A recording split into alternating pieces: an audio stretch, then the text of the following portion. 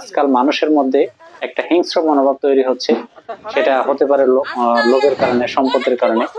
ভাই তার বাবাকে চিনতে পারে না লোভের কারণে, সম্পদের কারণে। ভাই তার বোনকে সম্মান করতে জানে না সম্পদের কারণে। ভাই তার ভাইকেও সম্মান করতে জানে না এই সম্পদের কারণে।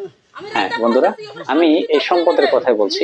আমি যদি আপনাদের এই যে আমি যে এখন যে কথাটা বলবো, এই যে ভিডিওটি নিয়ে কথা বলতেছি, এই ভিডিওটি যদি আপনারা মনোযোগ দিয়ে দেখেন তাহলে বুঝবেন আমরা মানুষ হিসেবে কতটা হিংস্র, কতটা পশুত্বে পরিণত হয়েছে, মানে দিন দিন হচ্ছে আর কি। মানুষের মূল্যবোধ, মানুষের নৈতিকতার অবক্ষয় কতটা মানে দিন দিন হারিয়ে যাচ্ছে। কেন জানেন? আমরা কেন যে এই মানে নৈতিকতার মূল্যবোধ থেকে আমরা দূরে সরে চলে আসতেছি, এটা আসলে আমাদের কোন জায়গায় ঘাটতি সেটা আমি বলতে পারবো না। তবে আমি হলপ করে বলতে পারি যে আজকাল মানুষের মধ্যে একটা হিংস্র মনোভাব তৈরি হচ্ছে। সেটা হতে পারে লোভের কারণে, সম্পদের কারণে। ভাই তার বাবাকে চিনতে পারে না লোভের কারণে, সম্পদের কারণে। ভাই তার বোনকে সম্মান করতে জানে না সম্পদের কারণে। ভাই তার ভাইকেও সম্মান করতে জানে না এই সম্পদের কারণে। হ্যাঁ বন্ধুরা, আমি এই সম্পদের কথাই বলছি। এই যে সম্পদ, এই সম্পদ আমরা এই সম্পদের ভাগাভাগি বন্টন নিয়ে আমরা পারিবারিক পরিবারে যে হিংস্র যে কর্মকাণ্ড গুলা দিন দিন হয়ে যাচ্ছে, সেই কর্মকাণ্ড গুলা দেখলে আমার কেন জানি মানে গাটা শিউরে ওঠে। আজকে আমি আমার বাবাকে সম্মান করতে পারতেছি না, বাবাকেও ছাড় দিচ্ছি না। আমরা যে বাবা আমাদের এক সময় কোলে পিঠে করে আমাদের মানুষ করেছে, বাবা যখন বাজারে যাইতো আমরা বাবাকে ডাক দিতাম, বাবা তার মানে বাজারের ব্যাগ এক হাতে নিয়ে আরেক কাঁধে তার সন্তানকে নিয়ে বাজারে চলে যেত। এই যে বাবা সন্তানের একটা সম্পর্ক ছিল, এই সম্পর্কটা আস্তে আস্তে আস্তে আস্তে যখন সেই সন্তান তার বাবাকে এক সময় হাত পা বাঁধে এই জমি সংক্রান্ত বিষয় নিয়ে মারপিট করতে যায়, জমি সংক্রান্ত বিষয় নিয়ে, তখন আসলে আমাদের নৈতিকতার মূল্যবোধের জায়গাটা কোথায় রয়, কোথায় হারিয়ে যাচ্ছে।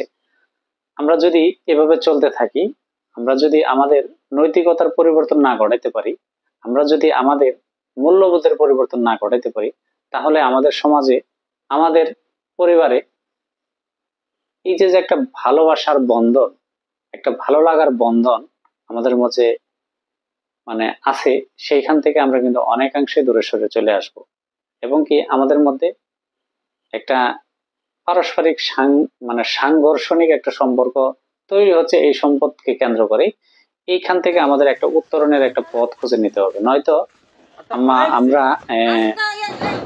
যদি এখান থেকে এইভাবে চলতে থাকি তাহলে আমাদের মানে আমাদের কি ভয়ানক একটা পরিণতি হবে দিন দিন, সেটা আমরা কল্পনা করতে পারি। আজকে আপনি আপনার বাবাকে যে হাত পা বেঁধে মারপিট করবেন অথবা মারধর করবেন, অপমান লাঞ্ছনা করবেন, আপনিও কিন্তু একসময় বাবা হবেন। এই কথাটা মাথায় রাখতে হবে অবশ্যই। এই কথাটা আপনি যদি মাথায় না রাখেন যে আজকে আপনি সন্তান, আপনার একজন বাবা আছে, কালকে আপনি হবেন বাবা, আপনারও একজন সন্তান হবে। আর এই আজকে যে ব্যবহারটা আপনি আপনার বাবার সাথে করতেছেন, আগামীকাল যে আপনার সন্তান আপনার সাথে এই ব্যবহারটা করবে না, এটা কিন্তু আপনি চিন্তা করতে পারেন না। কারণ সময়, পরিস্থিতি, মানুষকে আল্লাহ মানে কখন তার পরিবেশ পরিস্থিতি ঘুরিয়ে দিবে এটা কখনো বলা যাবে না।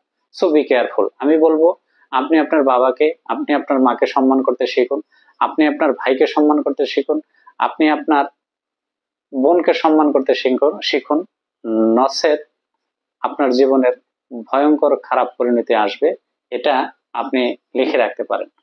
আমি আজকের ভিডিওটি দেখে আমি যতবার দেখেছি আমার গা ততবারই শিউরে উঠছে। আমি আজকে